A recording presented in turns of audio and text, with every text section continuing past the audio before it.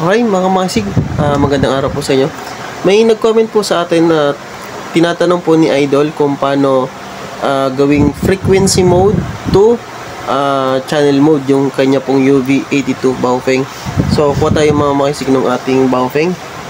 Ito. Baofeng UV82 mga makisig.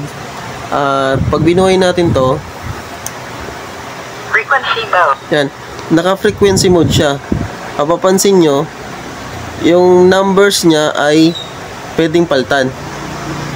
Pag pinindot nyo, napapaltan siya.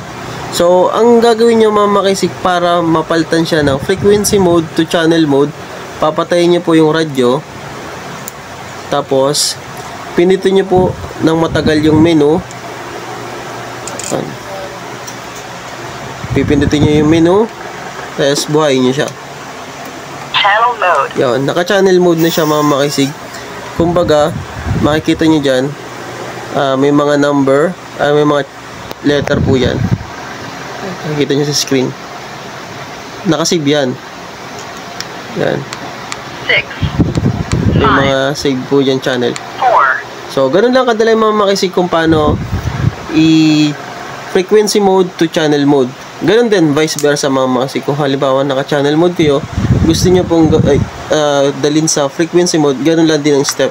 Pipindutin yung menu ng naka-hold, then buhayin nyo po yung inyo pong unit. So, sana nakatulong. So, comment lang po mga makisig for more inquiries. Thank you so much.